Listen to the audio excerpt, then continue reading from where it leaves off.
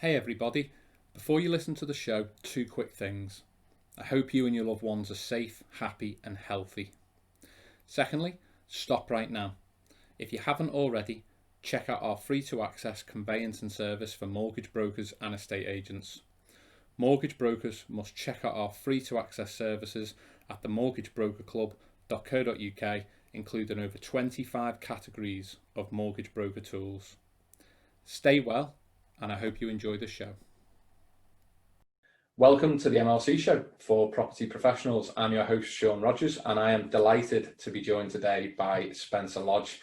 Spencer is a best-selling author and CEO of the Blue Sky Thinking Group, a $100 million company, and has built and ran a sales force of 250 people in a financial services niche.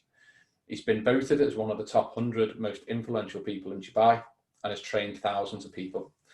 Spencer founded the Make It Happen University, an online platform where Spencer provides anyone who wants to create and increase their revenue every tool they need to succeed. Spencer has raised money for charity and has donated enormous amounts to charities helping children. Spencer, it's a privilege to have you on the show. How are you and how have you been in these times?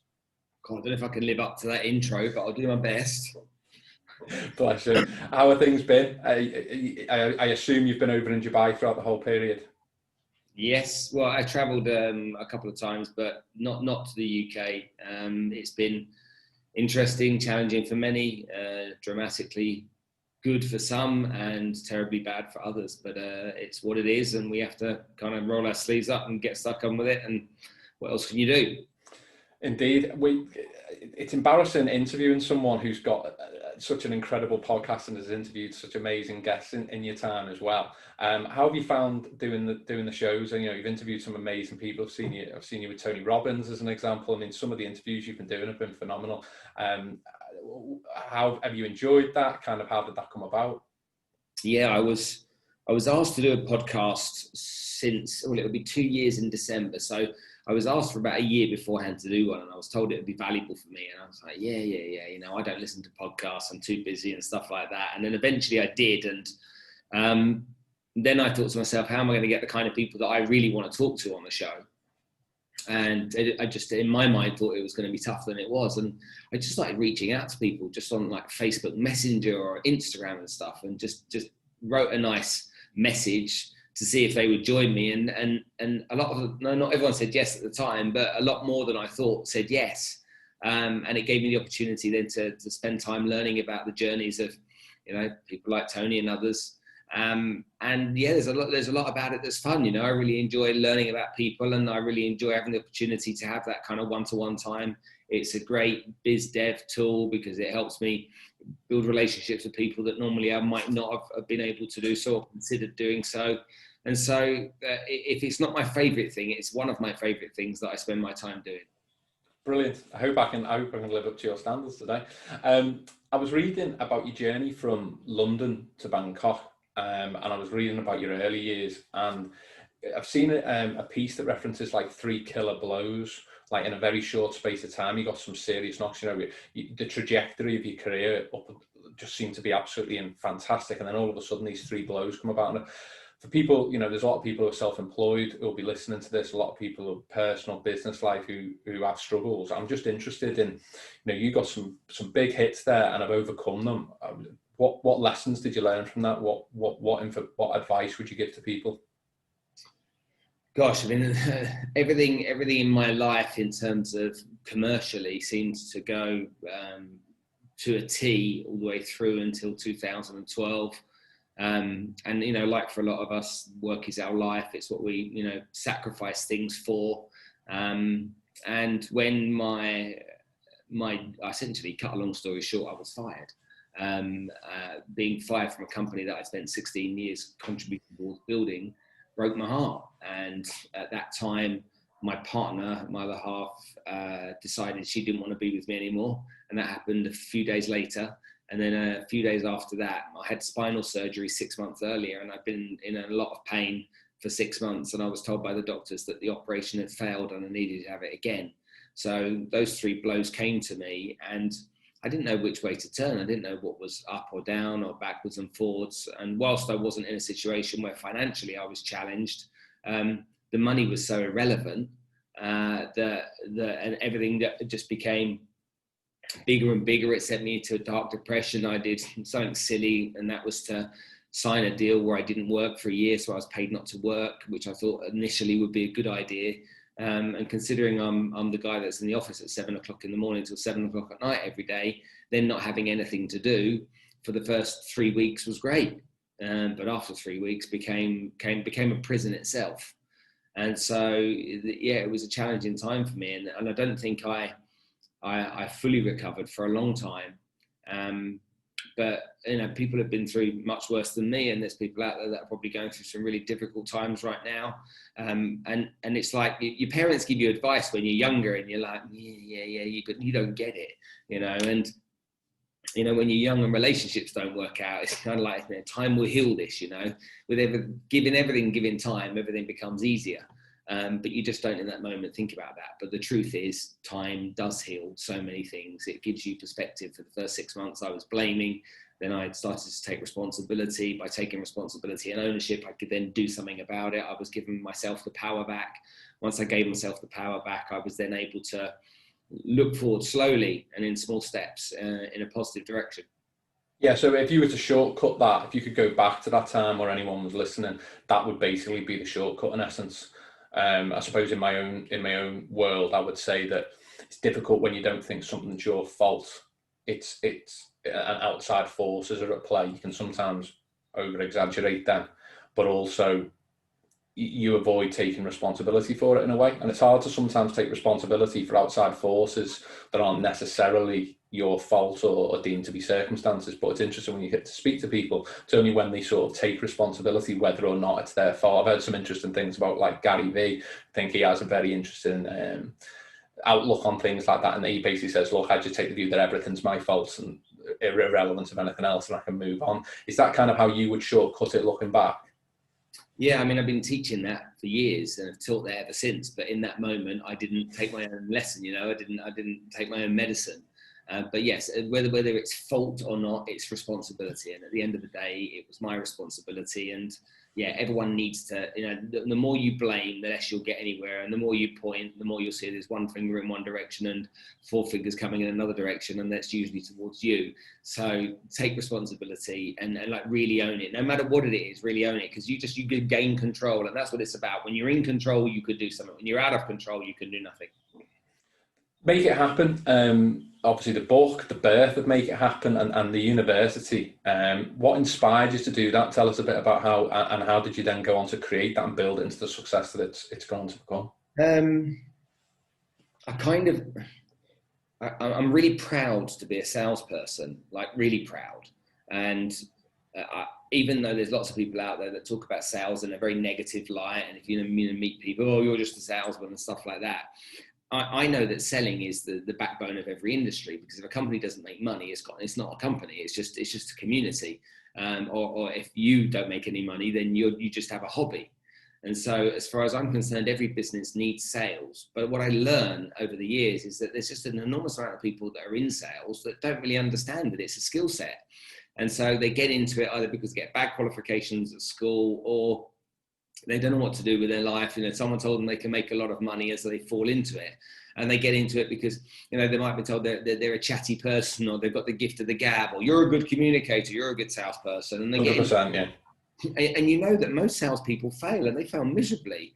Most people getting into the world of sales have a horrific experience, and because they fail, it's so easy then to point the finger and say, well, it's not me, it's selling, isn't it? It's an industry, it's this, it's that. Well, the art of sales, isn't it, is you're going to get more doors slammed in your face than you don't. It's like that quote that, if you turn up at the 99th door having door knocked, and 97 turned you down, and you turn up at the 98th, 99th, whatever, and say, you wouldn't want to buy this, would you? Then you might get a pity sale, but you've got to turn up at the 99th or even the 9,000th in the same state, I suppose, as you do the first, which I suppose is the real skill of a true salesman, along with a lot of other strategies and skill sets. What did you do in terms of building that and creating that, and in terms of your vision, in terms of delivery of that? So this is exactly what happened. I had an idea. I knew that I needed to use video. I started to make a couple of videos. I thought, I've got to do this properly. Went to South Africa because the recording studios were cheaper there. Flew down there, spent 2 weeks in Johannesburg, had a team all lined up, got into the studio on day one, and the producer's like, right, so where's all the content? Where's all these videos that you need to produce? And I was like, it's all up there. Don't you worry about it. And I started filming videos, and I had 2 weeks of recording time. And after day 2, I had nothing left. I was exhausted of everything that I thought I knew. And I sat there thinking, holy macaroni, hold on a minute here. And I'd produced maybe 50 videos, and I was just empty. And so I had to cancel everything, go and sit in the hotel room. And I spent 2 days in the hotel room, literally nearly all day and all night, 20 hours a day, literally writing down bit by bit, every single piece of content that I wanted to produce. And then I went back into the studio with another 350 more videos to make. So the whole university, wow, over 400 videos in there. And once I did that, then I was able to produce it all. Once I produced it all and filmed everything, then it was, right, how do we use it? So we need to create PDFs on all of that. Okay, find someone to do that. We have to create test questions for it. But if I could create a hub, this one place people could go where they could learn anything they needed to know about sales, business development, attitude, confidence, online and offline, then I thought if I could create that, then that's what's going to work. And I launched it in December of 2016.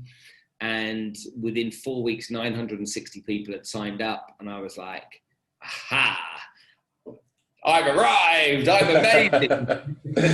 I wasn't, because the month after, things trickled downwards and whatnot, and I didn't know why, and I didn't understand enough about, an online e-learning product and how you marketed it. Yeah, the plateau basically, and then a plateau, then a nosedive, and then we had to pick it up and then get it going forward again. So learn a lot about it, but it's been something that I'm very passionate about, because it gives people the opportunity to learn stuff that I think is really important if you're going to be in sales, whether you're an employee or you're an employer or you're self-employed. How do you think property professionals can really raise their brand awareness on social media? I think it's something that a lot of property professionals know they should be doing. Particularly look at mortgage brokers as an example. It's one of them things that, because especially now in the UK with the log jam that's going on at the moment in terms of work, it'll probably go lower down the list of things to do. But as we know, things go in cycles, and this bubble, if you like, isn't going to last forever. What would your advice be to people in terms of using social media for the brand awareness and sales moving forwards? I think the most important thing to understand is that if you want to be successful in business, you need to get people's attention. And if you're going to get people's attention by cold calling, and that's your method, then fine. But the best way to speak one to many is to share content and to demonstrate that you're essentially an authority in what you do. There's a lot of people that will, criticize others, but if you can demonstrate unequivocally that you're an authority in what you do, then people will be drawn to you, and pool selling works that way. So for me, what I learned is, if you produce content on a consistent basis, document your journey, share your values, give your knowledge away to people so that they can learn, then what will happen is you'll create a community, and that community is your community plus everybody else that they know. And the amount of people that I know that do something, whether they're real estate brokers or mortgage brokers, one of the tests I give them is go onto WhatsApp and message everybody on your WhatsApp and say, I've got a question for you. Do you know what I do for a living? And then go onto Facebook and post, do you know what I do for a living? And see how many people know what you do for a living, because you'll be surprised the amount of people that have no idea that you're a real estate broker, a mortgage broker, whatever it may be. And they'll be like, I didn't realize you did that. Yeah, Chandler and Friends. I think people still don't know what he did. And so I think it's important from that perspective, but also whether we like it or not, social media is the tool that people are spending all of their time on. And if they're spending their time consuming something, don't you want them to consume you? If they consume you, then they'll lean towards you when the time is right for them to do so. And when it is right for them to do so, that's not a warm lead. That's somebody that's already decided that you're the person they want to work with, hence why they reach out. A lot of property professionals, estate agents, probably more so mortgage brokers, because of the way that the sector works, they've quite often been criticised, sometimes fairly, for treating the clients as a one-off sale. Basically, get it in, sell, sort of never speak to them or engage with them again. However, word of mouth referrals and repeat business is absolutely crucial in that sector. It's probably 65 to 70% of the business in that sector. So with more and more people entering that space, extra competition, what can people do to, if you like, improve repeat business and improve word of mouth referrals? Number one, take your job seriously. It doesn't matter whether you're a real estate broker or a bloody lawyer. If you the easiest business you can get is repeat business, without a doubt. And it's the most concrete. It's the less. It's more formidable. It's more reliable. And as far as I'm concerned, if you understand your statistics and your data and you analyze what you're doing, you'll realize that. When you realize that that's the easy business, surely that will switch a trigger in your brain to go, hold on a minute here, maybe I'm looking at it the wrong way. All the time you make a sale and you don't create further opportunities, either from a referral opportunity or repeat business, then all that hard work's gone to waste. And to me, that's illogical and irresponsible as a business owner or as an employee. It just doesn't make any sense. And in the long run, you lose. So for everybody that isn't doing it, and look, when people get criticised, criticism for me is everyone can criticise somebody. Whether that's online or offline, people can do it. Is the criticism true? Okay, don't worry about some idiot that's saying bad things about you if it isn't true. But if it is true, then say to yourself, hold on a minute, what can I do to be better? And it's just like common sense stuff. These are like basic rules mum and dad teach you when you're young, but people kind of forget about them because they think they're chasing the money. But there's two types of client. There's your long-term client and your short-term client. And both are equally as important as the other. And that's why you need to take the time to do that. Yeah, I've been saying you obviously do a lot of stuff on how to sort of create them relationships and how to create, raving fans, if you like. If someone was looking at where to start, what kind of techniques would you recommend? That, say, mortgage brokers being a perfect example. They've done a remortgage for someone. Under promise and over deliver, okay, which I think is nonsense. Over promise and over deliver. Okay, that's what I believe you need to do. Okay, over promise and over deliver, and give people such an experience working with you that they can't think of anybody else. They can't even think of your company name. Who's my real estate broker? It's John. Okay, who does John work for? You know what? I can't remember. His business card's green and white, I think. But my God, that John's epic. Yeah. Be that good. When you say you're going to be some silly stuff like always be on time, never be late, ever, ever, ever. Okay. My mum's 75 years old. She won't buy from anyone that doesn't have clean shoes on.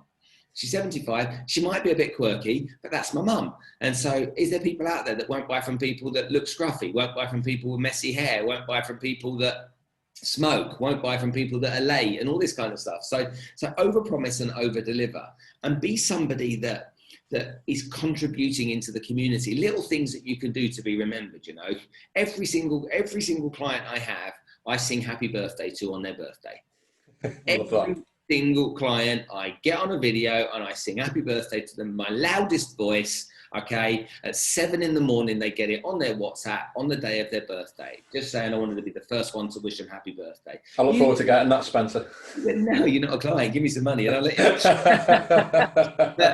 but these people love that kind of stuff, Remember important things. If they're Muslim, then remember Eid and remember the holy month of Ramadan and make a conscious effort to touch. But look, years ago when I was a kid, we used to have Christmas cards up in the house at Christmas, yeah? They'd be everywhere all over the house. Mum would have a tree, a piece of string, and it would all be going off everywhere. We don't do that anymore. We don't send cards out. But if companies do, they usually send out these corporate type cards, already pre-printed with everyone's signature on. No one wants them. Why are you sending them? Why can't you take a little bit of time to be kinder, okay? Because it's your time that will be the value to people. And make sure, here's the one rule in business that I think you should always follow. If you wouldn't sell it to your mum, then you shouldn't sell it to anyone.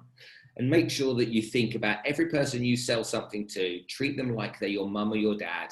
Treat them like you'd give them the very best advice that you could possibly give. You do the best thing for them before you put your commission first.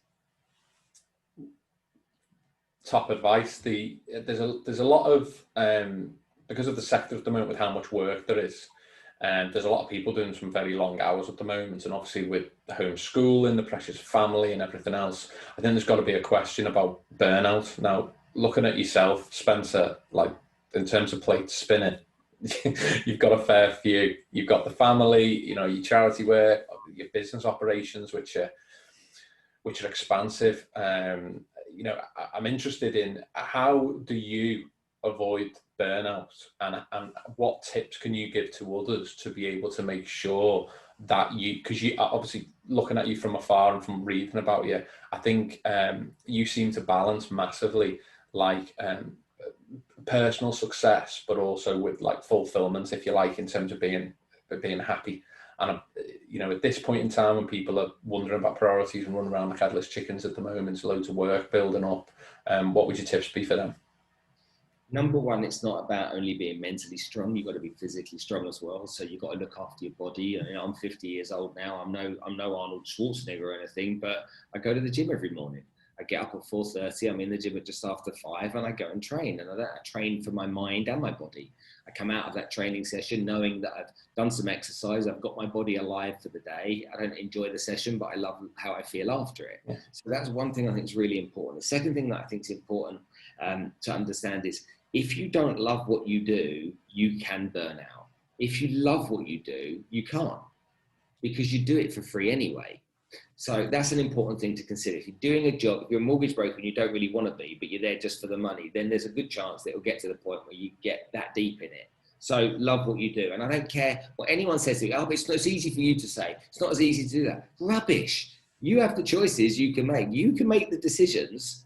All right. Stop saying, oh, I've got a mortgage, I've got kids and whatnot. Yeah, I've got mortgages, I've got kids. Yeah. What? And, you know, there's people out there who've got more kids than you. And, you know, why are you making an excuse? Don't put an excuse in your way.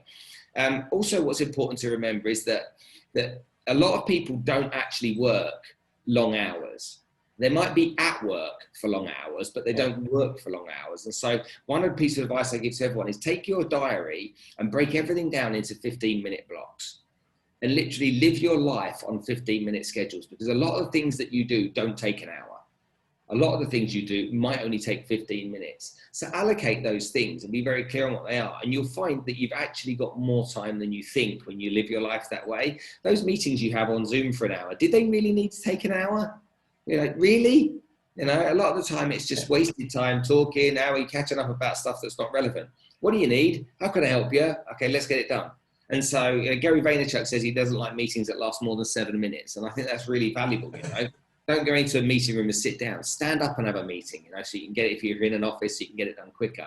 And then for the people that have also got, you know, balanced the whole homeschooling and stuff like that, I'm fortunate my kids are teenagers at university. But I think that, like all of these things, it's here to test us. It's taught us that we can manage more. It's taught us that we can do more. So try and be focused at certain times on the things that you need to be focused on with your work.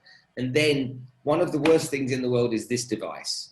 All right. It's great for a million things, but my advice would be to anybody then that needs to spend time with their children, turn this off. All right. Put it away, turn it off, and spend that quality time for that 1 hour, those 2 hours, whatever it is that you got to be with your kids. And all of your clients, customers can know that that's your time you spend with your children. Because of what's happened, they will have empathy, they will have compassion, they will have understanding. A lot of them have been in a very similar boat to you, so they'll get it. Okay, it's just a case of you owning that, taking responsibility for it. What you'll then find is your kids really enjoy that time you dedicated to them. You'll then really thrive on the time that you're busy working, and they won't merge all into one thing. Completely agree. Probably the worst thing when I was growing up, and sort of a mentor of mine sort of said to me early on, never duck a call. And I actually thought that was quite inspiring at the time, because even if it was bad news, if it was a deal that they didn't want to do, you know, 99% of the world just ignore it. They don't want to, you know, they kill you by ignorance, basically, rather than just saying things have changed at my end, or do you know what? I'm not sure about this. If you can resolve that, we've got a deal. People just let things drift, basically. So I was quite impressed by the fact that he would not duck a call. He'd just be politely brutal, is the best way I can explain that. But that didn't do me any good at all, to be honest with you, because I think for my way of working, I need chunks like you've just explained. I need that 50-minute chunk when my phone's off. It's much better for me to have appointments set for me personally, so that I can have tunnel vision in terms of the way I work. And like you just said, you know, I probably went through a spell when I was an average dad, which might be all right for some, but that's not good enough generally, and it's certainly not good enough for me. And a big part of that, I think, was that I'd be coming home at 6, 7 o'clock at night, and the phone wouldn't stop. And I think when people get used to you answering, it's funny actually that you then get more blame than people who never answered in the first place, because they just expect that you're going to answer, so you're disappointing them at that point, you know. And I think what you just said then is something that I try to do in my life anyway, but I completely endorse what you're saying, 100, like absolutely 100%. On the subject of kids, like your charity work, Spencer, absolutely fantastic. I was reading that you're involved with the Global Sustainability Network, and you've been you've donated a lot yourself anyway. You've done a lot of charity stuff. I've seen about your cycling as well. Did you do London to Rome? Is that right? London, Paris to Geneva as well. And then, could you tell us a little bit about that, and in terms of what inspired you to get involved in that particular charity and what the charity does?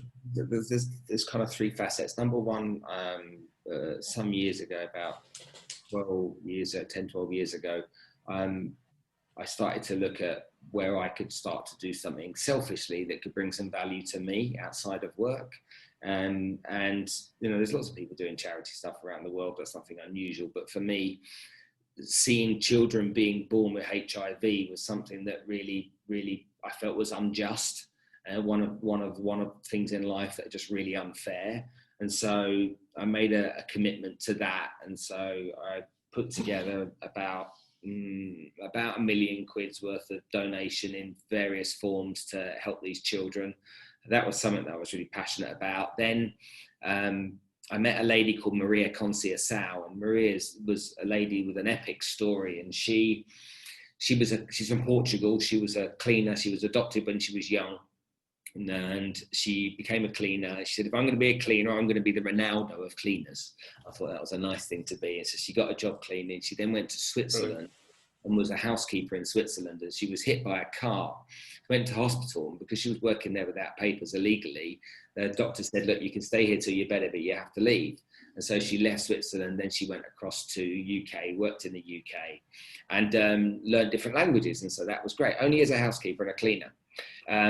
She then saw an advert on the side of the West London towards the Heathrow Airport. She saw an advert for Emirates cabin crew.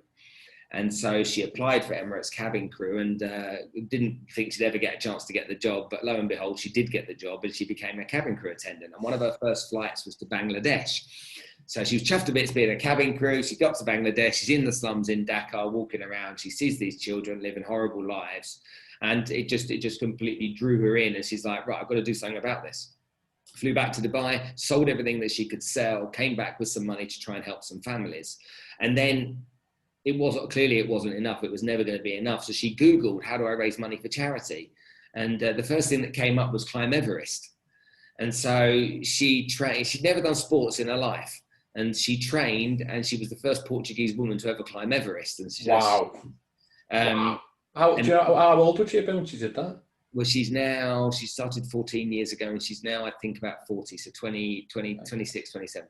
Anyway, she climbed Everest. And then after she did that, she then went to the North Pole, to the South Pole. She climbed the other 7 summits. She did 8 Ironmans in 8 weeks in 8 countries. She's supposed to be swimming the English Channel this year, but COVID stopped that. And now she has taken over 600 children out of the slums of Dakar, and they've all been internationally educated. And some of them have even gone to Harvard since. Wow. What an inspiration. Oh man, she's epic. I love her to bits, and I've done everything I can to try and support her. And these kids, when they turn 13 years old, they get married off to old men.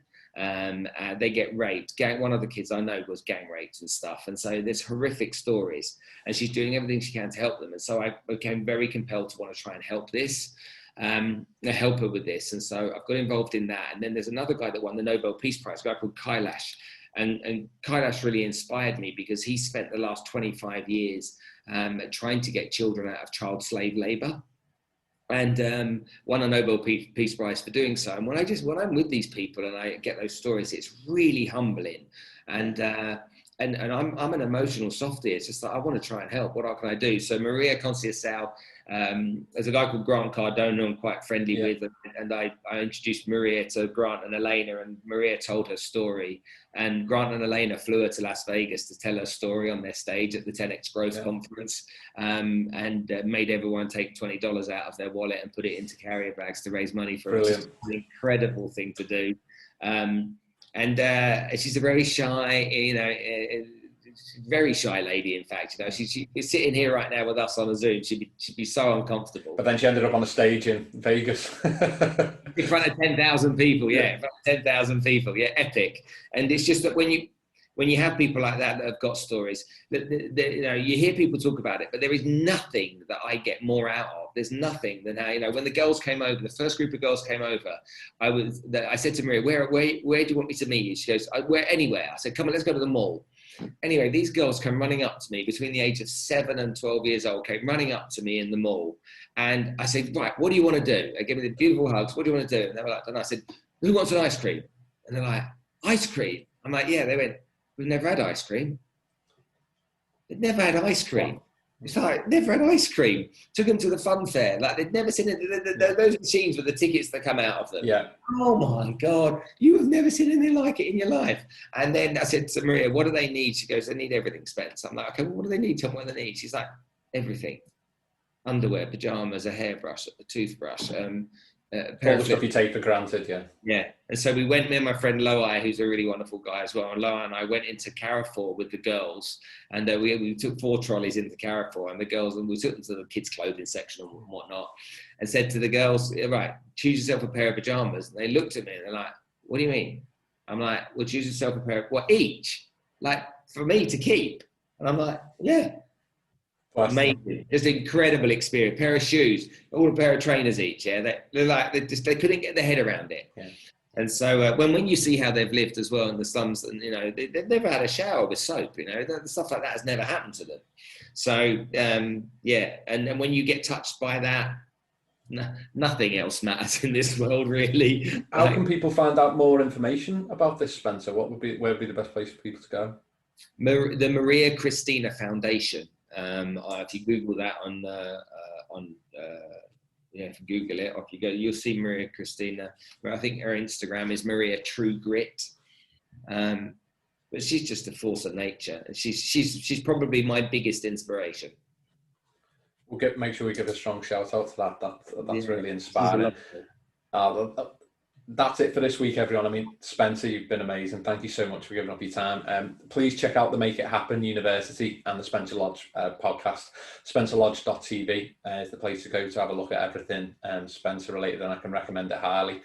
In the meantime, please make sure you subscribe to the MLC show for property professionals, and check out the products and services for mortgage brokers and estate agents at My Legal Club and the Mortgage Broker Club. Stay well and take care, everyone.